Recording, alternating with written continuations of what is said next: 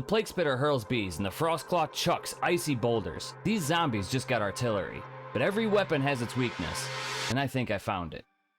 How you doing? I'm Rebel, welcome back to 7 Days 2.0. I've been digging into the new zombie mechanics, especially the ranged attacks from the Plague Spitter and the Frostclaw, and here's what I discovered. Once they get close, they stop using the ranged attacks. So in today's video, I'm building a beginner-friendly horde base that shuts their powers down cold. No bees, no boulders, just you, the fight, and a base that gives you the upper hand. Let's get into it.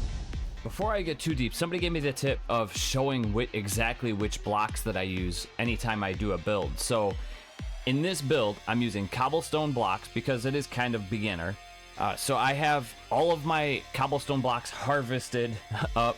I cheated them into the game, I'm not gonna lie. And I got them all displayed. So every time that I do a block switch, I'm gonna put it down. I'm not gonna continue to use the same block. I'm gonna have each row of my inventory be a different block shape. I probably am not gonna use all of these blocks, but I got them all just in case. So first we're just gonna lay down a small little foundation, 5 wide. 5 by 5 is usually what I go with. And typically when I'm making bases, the bottom 2 levels, I usually go 3, but the bottom 2 levels of the base of like your bunker are solid. And the reason I do that is because when zombies do search for your pathway, they will take the path of least resistance. So if you have 1 column, they're just gonna attack that pillar. So with 3 blocks high, 5 by 5 would be 75 blocks right there. But that will ensure that the zombies don't just walk up to your base and start beating away at the foundation, as long as they have a clear path in. And then from there, I typically just build up a little bit higher using these pillar shapes. Where are they at? They are in the round category, pillar 05, and I usually do the ones with the plate on them to start. You advance rotate them so they're facing the right way. That just makes it look nice. You don't need to do that. You can use blocks for that whole part. And then I use this pillar 05 block to go up from there. Come on. And then once that's set up, then you're the floor of your bunker. So now you have a pretty sturdy foundation. The zombies can't get up to this point right here, and this is going to be your fighting platform. Now, if you are having a hard time getting up there without cheating your way up like I'm doing using creative mode, use these building blocks to raise your elevation up just so that you can reach to where you're trying to get to. Their pathway in, we're still sticking with the pole side centered since it works so well still. We're going to advance rotate that to this position, and then we're going to switch back to the building blocks.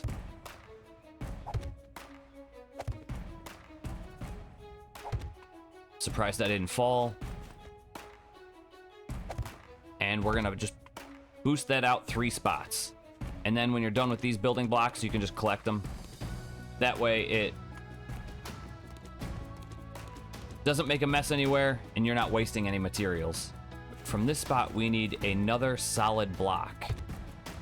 So we're gonna go back down, brought that block down. Just keep bringing it down all the way to the ground. And it's always smart to dig into the ground for this particular spot, because if the zombies come up and let's say a cop walks up or a demo walks up, obviously early game you shouldn't be having demos, but if a demo does walk up and stands next to your base and explodes, it's going to destroy that whole path. But if you have it buried, you have a little bit more secure area for the zombie to explode. And now the zombies have a pretty secure... I dug down to the stone level. You don't have to go that far, just 1 or 2 blocks is probably good enough. The deeper you go, the more secure your foundation is, but it's not necessary. Not for a beginner base anyway. And the way that I want this set up, I don't want the zombies to be able to see me, since the zombies are using line of sight. The artillery-based zombies, the bees and the boulders, and the cops for that matter, use line of sight. So I don't want them to be able to see me. And so I'm going to not give them a straight path in. Like if I built stairs here all the way down, when they enter the base, I'm standing dead center of that pillar. I'm going to be standing right here for the fighting position. So if I'm standing right here and they walk up, they're going to see me the entire way. So that means bees are going to shoot, cops are going to spit, and the Frostclaw is going to throw boulders. We're stopping that.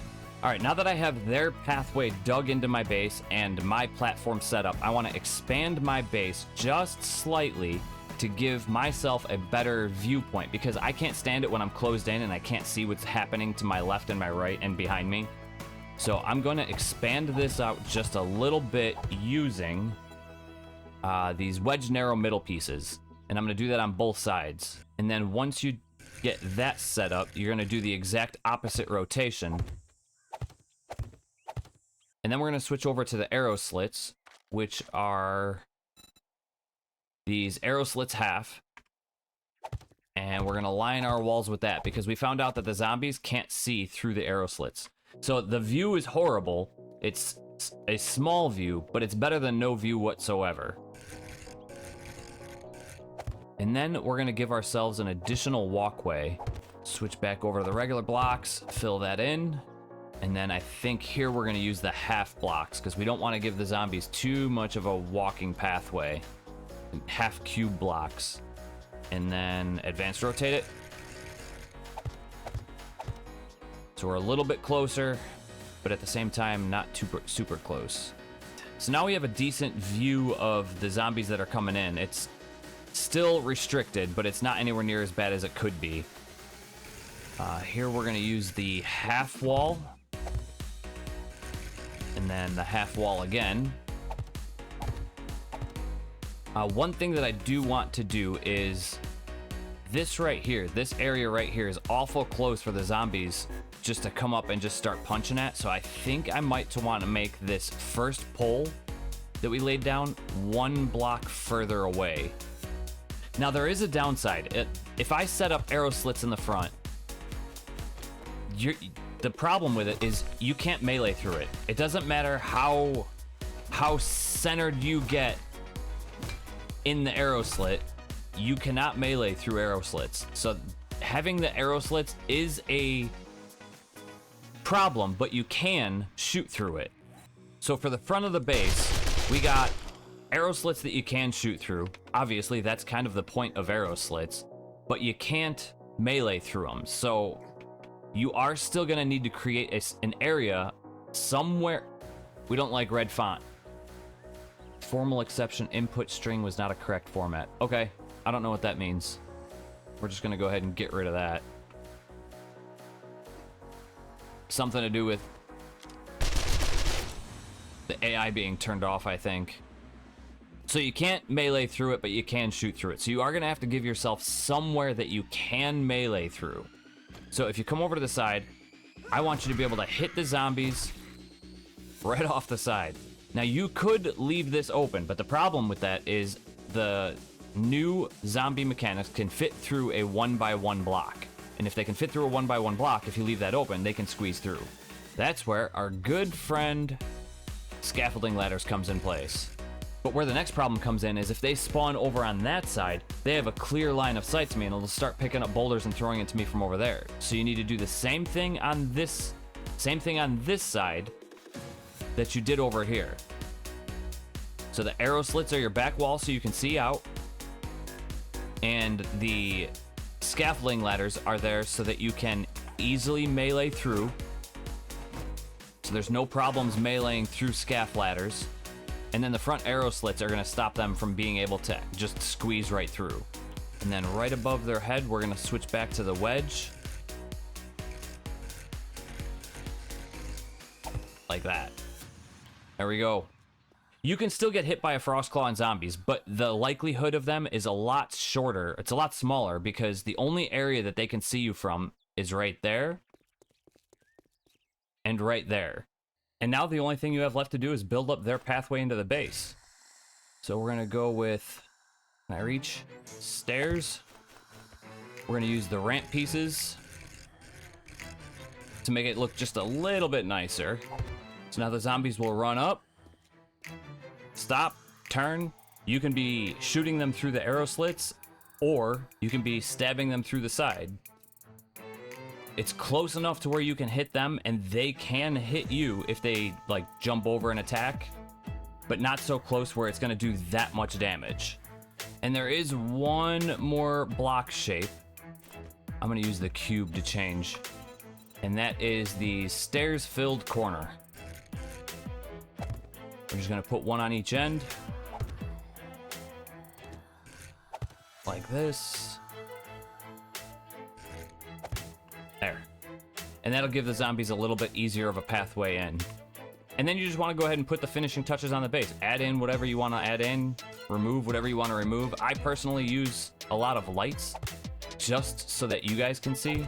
And then run a generator somewhere. And this is the other thing. A lot of people ask me where I slap the generator at. Wherever it's convenient for me.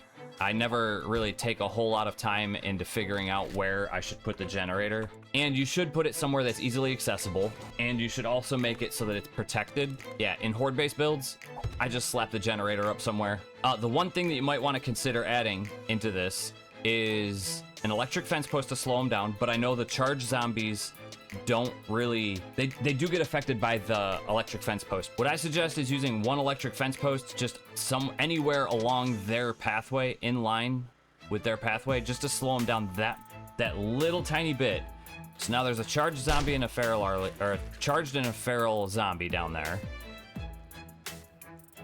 Coming up, watch how quickly the charged zombie goes through in comparison to the other Arlene. Pretty quickly. So the charged zombie should be making her way back up. Charged zombie pushed feral through, but now she's ready to go. They should be cycling through. So the charged one just kind of blazes right through the electric fence post. I mean, she still gets affected by it, but the effectiveness of her is minimal in comparison to the other zombies. So we could sit here all day and just watch this one. If I turn God mode on, let's take a look at her health. So she's constantly taking damage this entire time. Every single zap she takes, every single second that ticks by, she's taking more and more damage. And she's actually stopping the charged Arlene from getting through. That one inline electric fence post could take care of an entire horde if you just keep repairing it.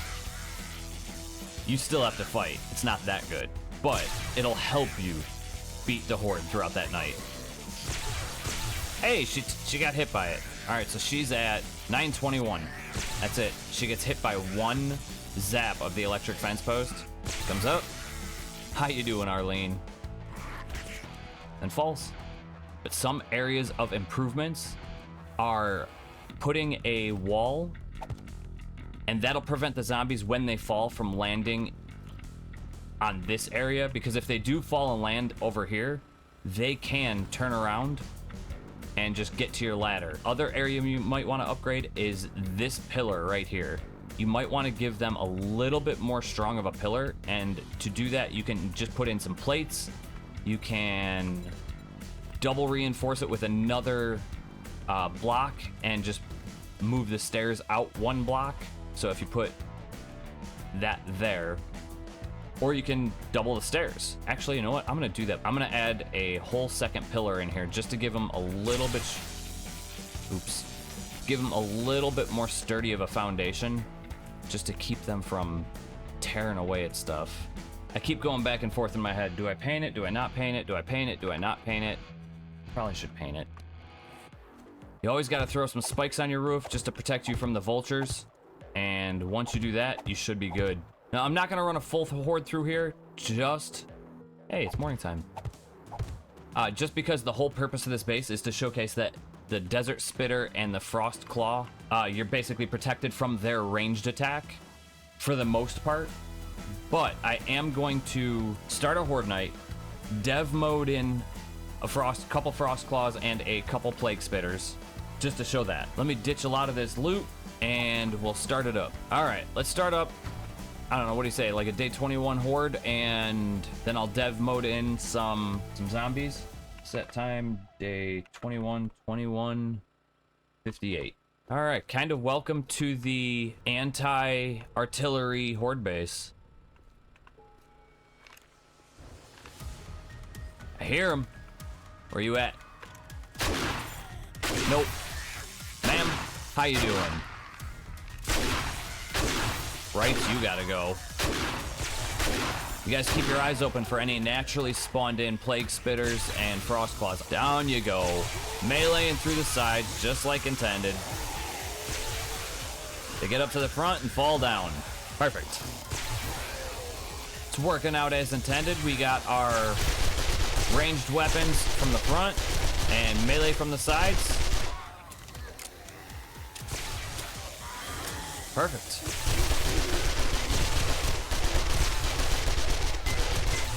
That's a problem. Okay, let me fix this. Don't have a demo in a cobblestone base. Alright, this is Future Rebel coming at you from mid-edit of this current video. And I noticed a huge flaw in this base design. The flaw comes right here. When the zombies reach this pathway, they can actually walk up and just start punching at your base. Eventually they'll get through if you don't stay on top of your repairs. And it is hard to stay on top of the repairs because you're repairing this base, or like the front face. You're repairing the pillar. You're repairing your scaffolding ladders. Above, if you can, with the electric fence post. So you're repairing 3 different areas with this one base, which isn't ideal. So if we can minimize that a little bit, we're going to. This area here, you can actually hit the zombies with the spear. If you can see, I pushed it back a little bit. So the paint line, that's where the old base was. The left side of this base is the original, minus there was half blocks here. That's where the half blocks were at. So this side of the base, there, that's back to the original what it was. So the left-hand side of the base is what it was. The right-hand side of the base is what we're making it. So essentially what we're going to do is we're just going to push this out a little bit, give yourself a little bit further of a path. The downside is you can't hit the zombies with anything except for the spear, because the spear does have a longer strike distance. So if I go to the club, I'm as close as I can possibly get to her from this side, and I can't hit her. Those are all power swings. Those are the weak swings. Whereas if I switch over to the spear, there's a weak swing which isn't going to hit her, but the power swing easily hits her. So I think the power swing goes 3 blocks, the regular swing goes 2 blocks. That's on just the spear. It's different with the club. It's 2 blocks and 2 blocks, I believe. So what I'm trying to do is find the distance that I can use the club from inside the base and still hit the zombies. And I'm thinking that then they won't be able to hit me or the base. So I'm wondering if this right here is going to be enough. Let's spawn a frost claw in and see if he comes over and attacks me from here. We got the club. Let's turn AI on. Hey, buddy, this way. Shoot him in his ankle.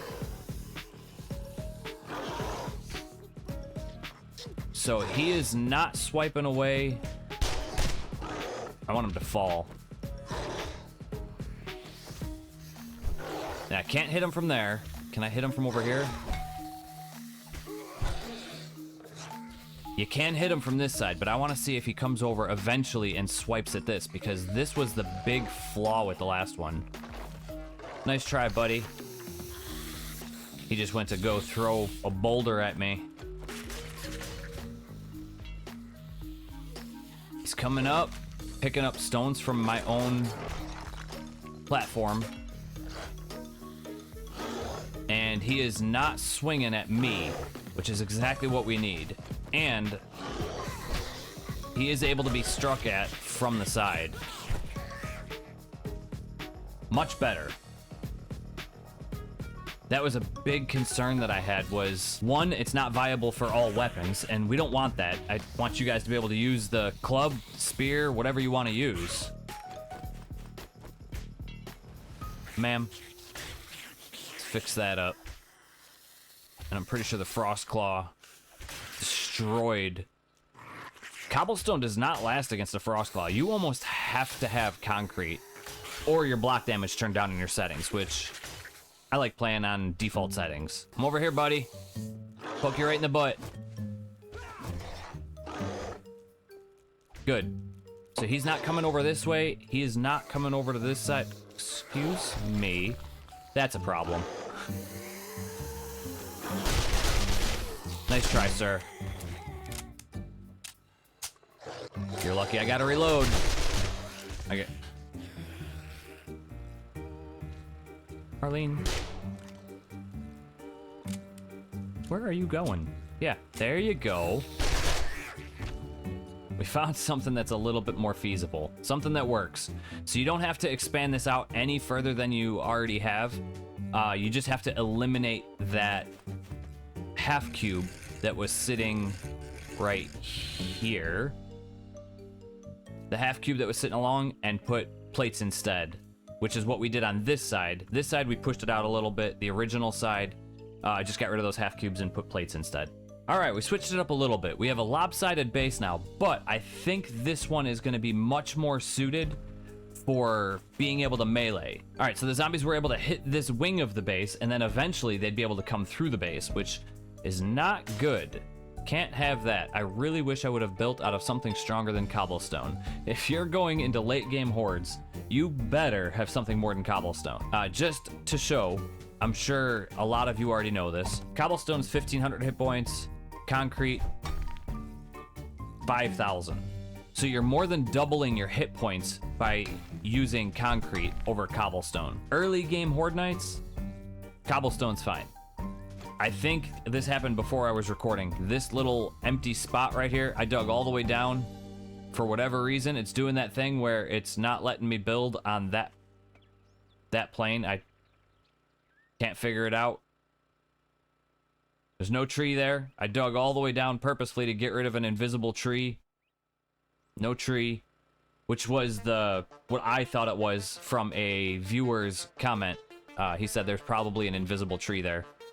I thought it was the same thing, but it's, for whatever reason, can't put a block there. The game thinks that there is something there. Couldn't tell you what. As you progress in your playthrough, you can actually continue to build your wings out further and then totally encompass the stairs. And if you did that, it would actually block line of sight for all of the zombies everywhere. So like if there's a frost claw that spawns out there, he's not going to be able to pick up a rock and throw it at you because he can see through scaffolding ladders. But if you're sitting right here, if you're a solo player and you're just watching them come up from over here, they can't get you. Frost claws are pretty resilient. They do have a lot of HP. One of the other changes that I made to this base is where I positioned the electric fence post. So I didn't want it to get blown up by a random boulder or a random cop spit or random demo. So I kept this up here, which I think I might take a plate if it'll hold it. So what we're gonna do is take it like that. Delete the floating spike.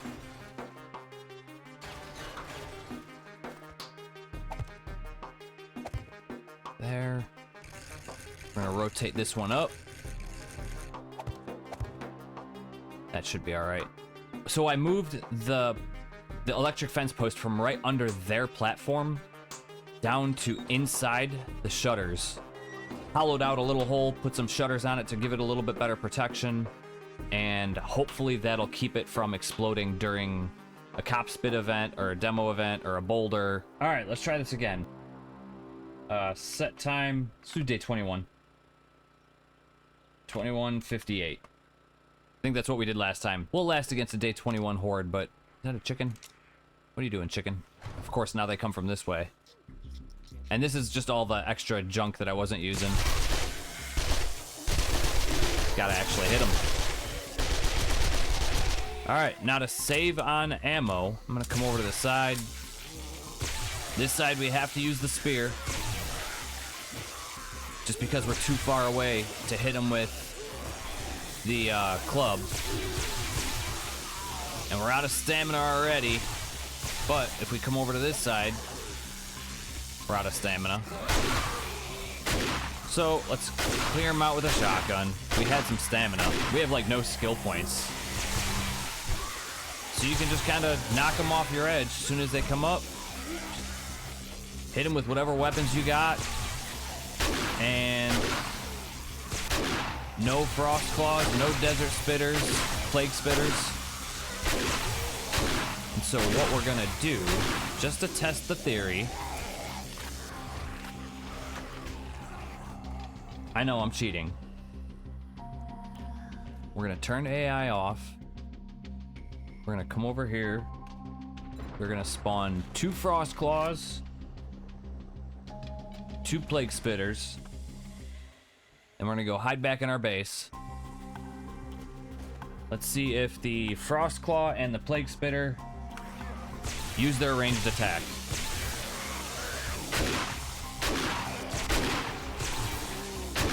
Now obviously if they see you, if they're off to the side, I just saw a frost claw come up and fall down, which is good. I can't really tell which one, what type of zombie is what. There's a white. So we didn't get any, no boulders, no bees, but I guarantee you that if I come over to the side, over here, and these frost claws go down and they see me down there, I guarantee you we get a boulder. Yep, there he goes. He just picked something up and just threw it at another zombie. Thank God there's splash damage and zombies have hit registration. I see a big chunk over here taking damage. That almost fell. Yeah, see, they're already... Bees!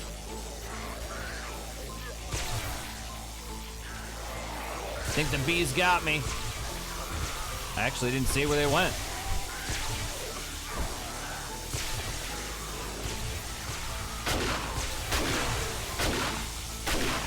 So if you just stand kind of like right here and plug away at them through your arrow slit, nothing they can do.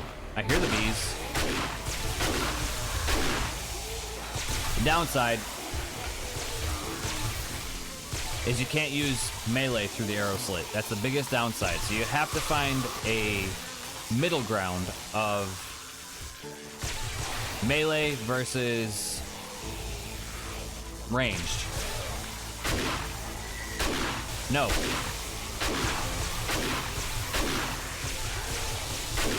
Go away. Thank you. Bye. Adios.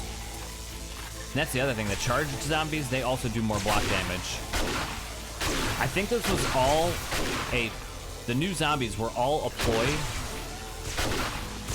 an attempt to get players to not make from scratch bases. Because according to them, I don't know the right way to play the game, but according to them, we're not supposed to be making from scratch bases. We're only supposed to be converting POIs, I think, or running for our lives mid-horde. I don't know. I find horde bases much more fun. Obviously. I made the changes and it works so much better now. By eliminating the Frostclaw and Plague Spitter's line of sight, I completely shut down their ranged attacks, and by widening the wings of the bunker, they can no longer swipe at the base. I didn't run a full Horde Knight, but the concept is solid. They can't shoot what they can't see, and they can't hurt what they can't hit. The base held up just like I hoped, at least until Mr. Boomchest showed up and I accidentally pressed his self-destruct button like it was a game show buzzer. But hey, this base wasn't designed to tank demos. It was made to outsmart the Frostclaw and the Plague Spitter, and in that mission, it absolutely delivered. Their artillery-style attacks were completely nullified, and that's exactly what I was going for.